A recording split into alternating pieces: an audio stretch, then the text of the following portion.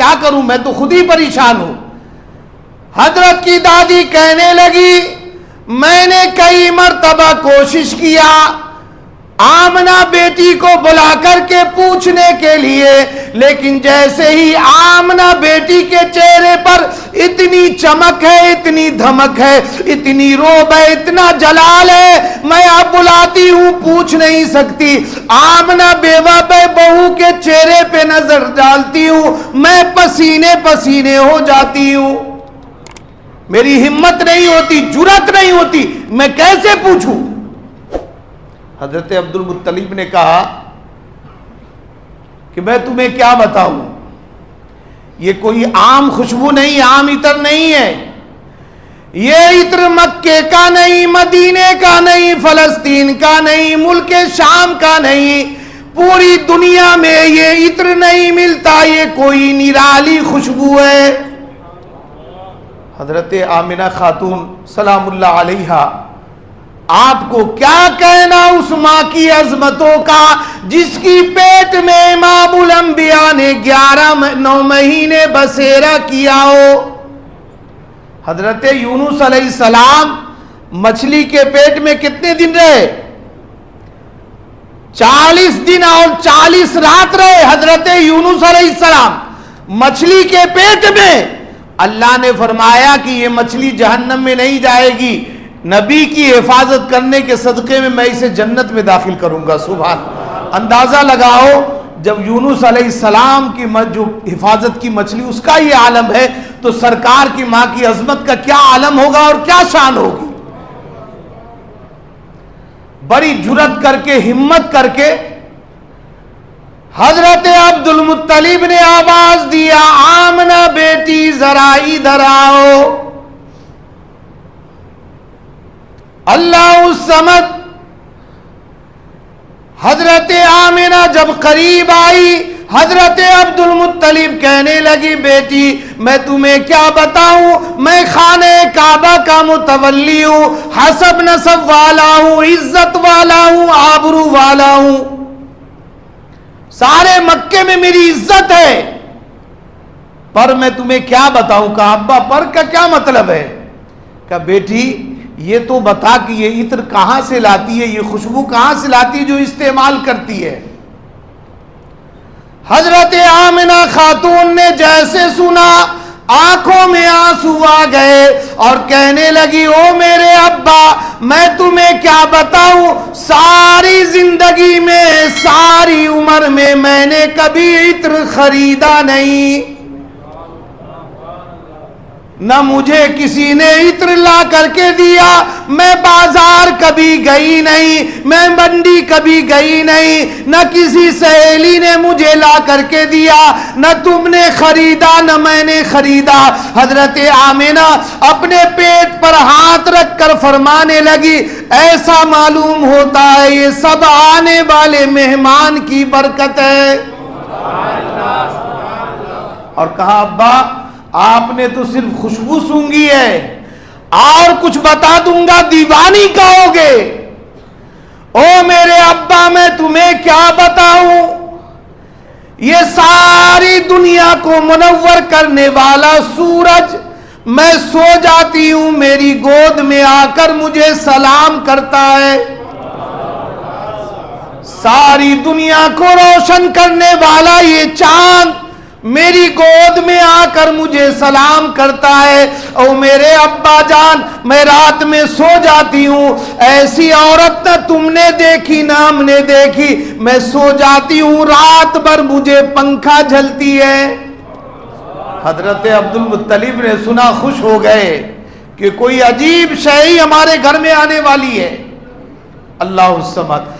مدنی کریم صلی اللہ تعالی علیہ وسلم اس دنیا میں تشریف لا رہے ہیں، سارے کہہ دو سبحان اللہ۔ سرکار کی آمد ہو رہی ہے، اور بلند آواز سے کہو سبحان اللہ۔ حضرت آمنہ فرماتی ہے کہ جب میرے بیٹے کی ولادت ہوئی میں نے کیا دیکھا، اس دنیا میں آتے ہی سب سے پہلے اپنے اللہ کے حضور میں سجدہ کر دیا،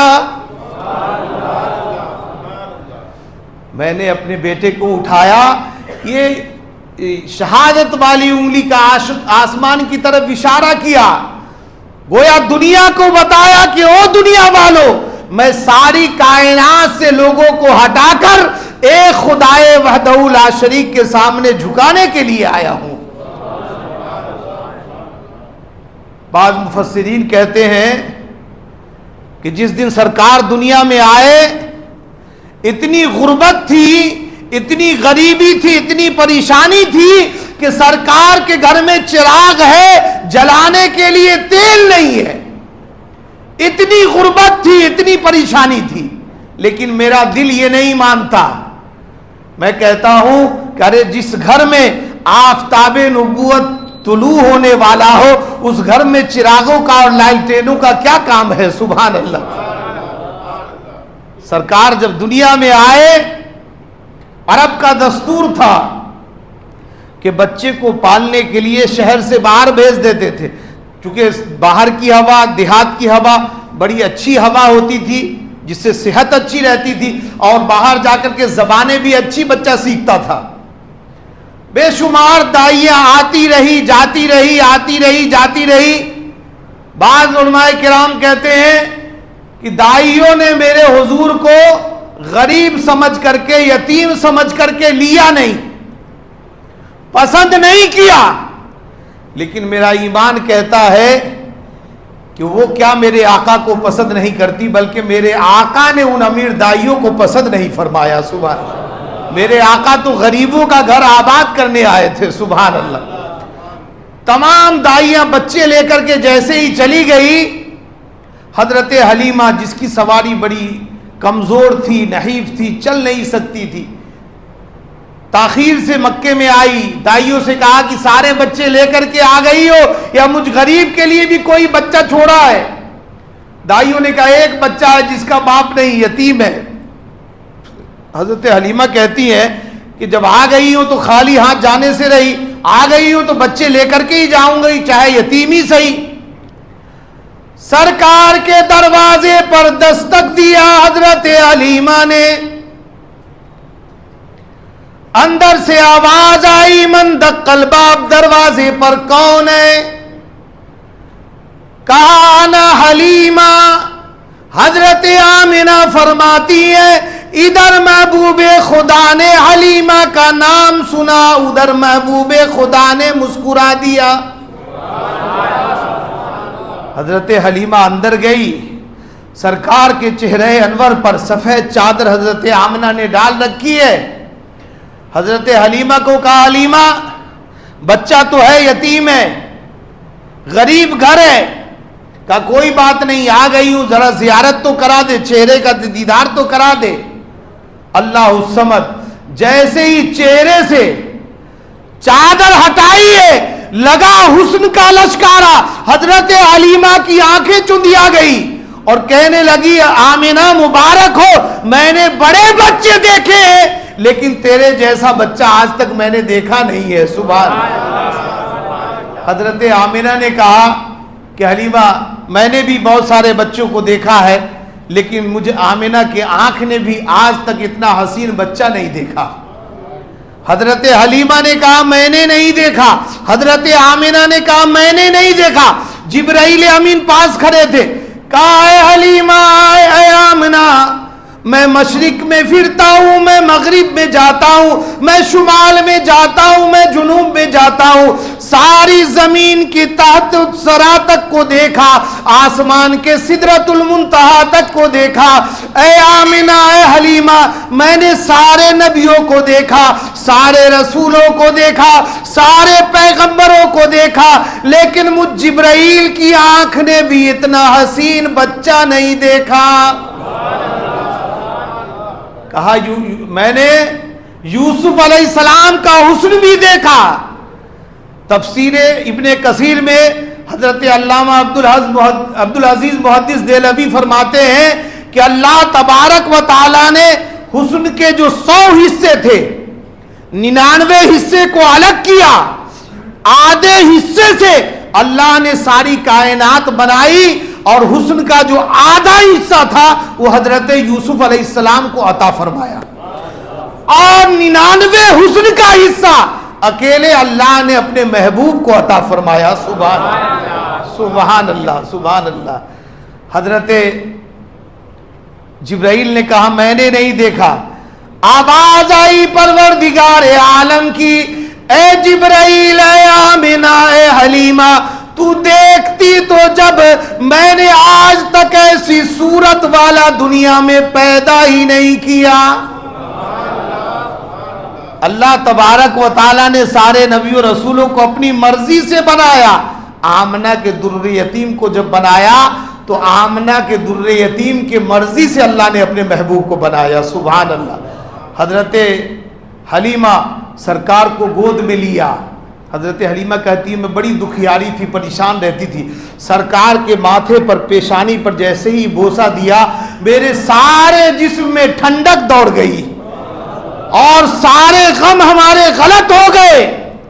حضرت حلیمہ تو آپ نخرے کرنا شروع کر دیا کہ آمنہ جلدی ہے. جیسے کسی آدمی کو کلو 2 کلو سونا مل جائے فوراً چھپانے کی کوشش کرتا ہے کہ کوئی حصہ دار نہ بن جائے, کوئی دیکھ نہ لے, کوئی چھین نہ لے. اب حضرت حلیمہ کو پریشانی ہو گئی, کہیں ایسا نہ ہو اتنی بڑی دولت اپنے ہاتھ آئی کوئی دوسری نہ آ جائے.